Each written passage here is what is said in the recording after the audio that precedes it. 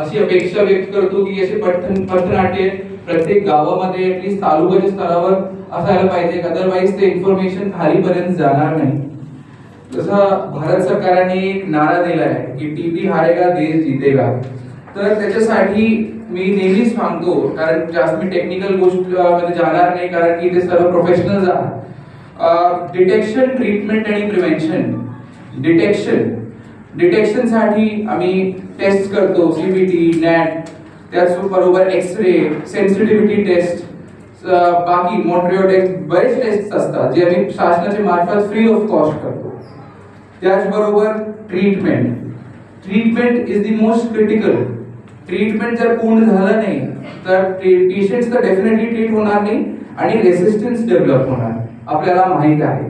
पण मी ह्या गोष्टीवर का स्ट्रेस करतो, कारण की आपण जेव्हा ट्रीटमेंट देतो किंवा जेव्हा आम्ही मोहीम राबवतो तर आम्ही ब्रॉड पिक्चर विसरतो की ब्रॉड पिक्चर नेमकं काय आहे.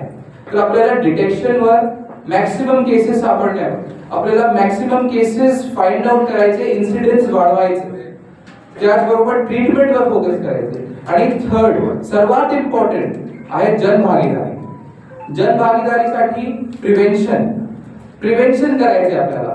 प्रिव्हेन्शन कसं होणार, ट्रीटमेंट आणि प्रिव्हेन्शन लिंक्ड आहे.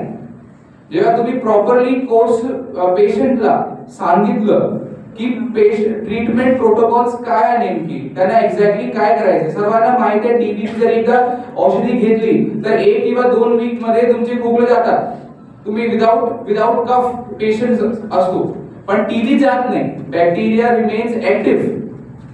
तर ट्रीटमेंट प्रोटोकॉल्स काय आहे, नेमकं काय करायचं, त्याच्यावर जास्त स्ट्रेस आणि फोकस देण्याची जबाबदारी आमचे आशा वर्कर्स, इव्हन अंगणवाडी सेविकास, ANMs आणि इतर सगळे स्टेक होल्डर्सची जबाबदारी आहे. तर प्रिव्हेन्शन, ट्रीटमेंट आणि डिटेक्शन आणि प्रिव्हेन्शन साठी जनभागीदारी, लोकांचे जनभागीदारी, जनजागृती सर्वात इम्पॉर्टंट आहे. आता आम्ही 100 डेज कॅम्पेन राबवतो. 100 डेज कॅम्पेन आता असं फक्त आरोग्य विभाग राबवू शकत नाही, आपल्याला वेगवेगळे स्टेक होल्डर्सला इन्व्हॉल्व करण्याची गरज आहे. आज आम्ही या कॉलेजमध्ये कार्यक्रमचे इनॉग्रेशन केलं, तर हे तुम्ही पण एक फार मोठा एक स्टेक होल्डर आहात मोहीममध्ये. असे बरेच स्टेक होल्डर्स असतात, private medical colleges, government medical colleges, साखर कारखाने, त्याचबरोबर schools, private schools, public schools, जिल्हा परिषदचे स्कूल्स. कारण हे एक डिपार्टमेंटच्या मोहीम नाही आहे, हे जिल्ह्याची मोहीम आहे, जिल्हा प्रशासनाची मोहीम आहे आणि लातूरची मोहीम आहे. तर आपल्याला सगळ्यांची सहभागाची गरज आहे. तर स्टेक होल्डर इन्व्हॉल्वमेंट सर्वात इम्पॉर्टंट आहे. जेव्हा आपण खाली जाणार, जनजागृती करणार लोकांची, तेव्हा सरपंचाला, बॉडीचे मेंबर्सला, बाकी इतर अधिकाऱ्यांना, कर्मचाऱ्यांना तुम्ही सांगा की नेमकी काय आहे मोहीम, तुमची का गरज आहे. आरोग्य विभाग आयसोलेटेड पद्धतीने हा मोहीम राबवू शकत नाही. हे मी DTO ला पण सांगितलं, DHO ला पण सांगितलं आणि आज मी तुम्हाला सांगतो, आरोग्याची प्रत्येक स्कीम वेगवेगळे स्टेक होल्डर्सच्या मार्फतच इम्प्लिमेंट होतोय. हे आयसोलेटेड पद्धतीने तर होऊ शकत नाही. मी आपल्याला फक्त एक छोटंसं उदाहरण देतो. DHO ला माहित आहे आणि आमदार साहेबांना पण माहित आहे, आपलं जे वन स्टॉप सोल्युशन म्हणून जे मी अंगणवाडीमध्ये मोहीम राबवतो, तिथे आम्ही अंगणवाडी डिपार्टमेंट म्हणजे ICDS डिपार्टमेंट, आरोग्य डिपार्टमेंट आणि शिक्षण डिपार्टमेंटचा समन्वय केलाय. कशासाठी, मुलांना प्रॉपर पोषण, शिक्षण आणि माहिती देण्यासाठी, इव्हन पालकांना माहिती देण्यासाठी. तर विदाउट कन्व्हर्जन्स, समन्वय शिवाय जिल्ह्याचा सामाजिक विकास, आर्थिक विकास होऊ शकत नाही आणि टीबी तर डेफिनेटली हारणार नाही. तर आपल्याला समन्वय करण्याची गरज आहे. आशाला प्रत्येक डिपार्टमेंटला आणि HOD ला वेगवेगळे कर्मचाऱ्याला सांगण्याची गरज आहे. जनतेला, लोकांना सांगण्याची गरज आहे की नेमकी काय आहे टीबी आणि कसं त्याला डिफीट करायचे, कैसे हारेगा टीबी. इसको बताने के लिए आपको सब लोगों को बहुत डिटेल में बताने की जरूरत है कि आपका क्या योगदान रहेगा.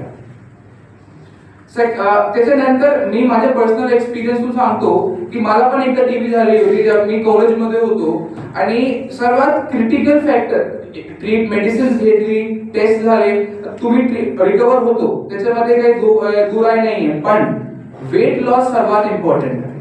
टीबीचे बॅक्टेरिया प्रोटीनवर अटॅक करतात आणि तुमचे प्रोटीन लेवल खाली होतात आणि तुमचं वेट लॉस फार मोठ्या पद्धतीने वेट लॉस होतो. त्याच्यासाठी शासनाने, भारत शासनाने एक स्कीम राबवली होती किंवा एक इम्प्लिमेंट केली होती की आपल्याला फूड किट्स प्रोव्हाइड करायचं. Food kits, nutrition intensive kits. जर मी आपल्याला सांगू इच्छितो, जेव्हा मी ते फूड किट्सचा कार्यक्रम केला होता तर मिनिस्ट्री ऑफ हेल्थ, युनियन मिनिस्ट्रीने कव्हर केला होता त्यांची बुकलेट मध्ये. लातूर जिल्हा परिषदेने जेव्हा राबवला होता तर तिथे आम्ही सगळे एचओडीने पर्सनली त्यांच्या पैशातून कॉन्ट्रीब्यूट करून फूड किट्स घेतली होती आणि पेशंट्सला प्रत्यक्षात दिली होती.